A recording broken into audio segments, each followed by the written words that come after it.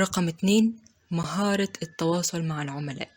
بدل ما ترد على العميل أستطيع إنهاء هذا المشروع غدا، أو أقدر أخلصه بكرة وخلاص. طبعا أنا دايما بفضل إن انتوا تستخدموا اللغة العربية الفصحى، لأنها بتبين احترافية كبيرة جدا في التواصل.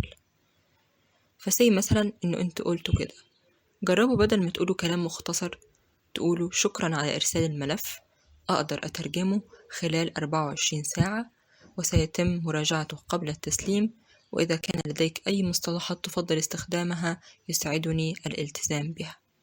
ده بيبين احترافيتك واهتمامك بالتفاصيل لدى العميل.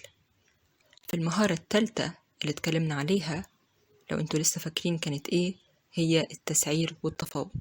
ما العميل يطلب منكم ان انتوا مثلا ان السعر اللي انتوا حاطينه لإتمام الترجمة مش مناسب ليه، او هو عايز تخفيض ليه، ما ينفعش ان انتوا تقولوا ماشي او لا كأن ترجمتكم ملهاش اي قيمة.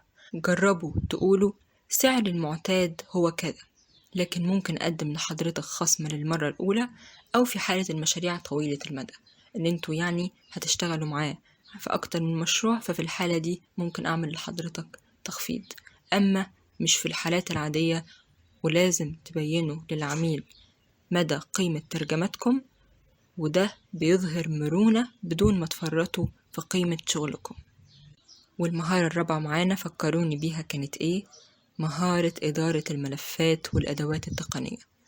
لو سلمت ترجمتك في ملف مثلا ملف PDF أو ملف وورد، ما تبعتش الملف من غير عنوان، اللي هو مثلا العنوان بيبقى مكتوب دوكس أو مكتوب ليه عنوان عشوائي.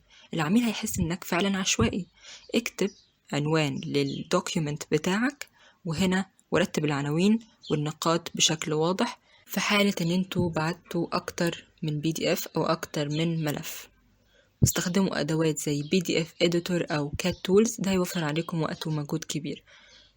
في استخدام الكات تولز وفي الترجمة دايما بيكون العنوان الترجم بشكل تلقائي، فهنا ده برضو هيوفر عليكم وقت. رقم 5 والأخيرة كانت مهارة عقلية الفريلانسر مش المترجم فقط. بدل ما تقعدوا تستنوا طلبات الشغل، انشروا نماذج بسيطة على لينكد إن مثلا أو على منصات الترجمة. اعرضوا مثلا ترجمة مقال أو بوست، وضحوا أسلوبكم فيه، ده بيخلي العملاء يلاحظوك من بعيد. فكروا دايما إنكم تبنوا اسمكم، مش بس تترجموا أو تقدموا على وظائف. في نهاية الفيديو أحب أقول لكم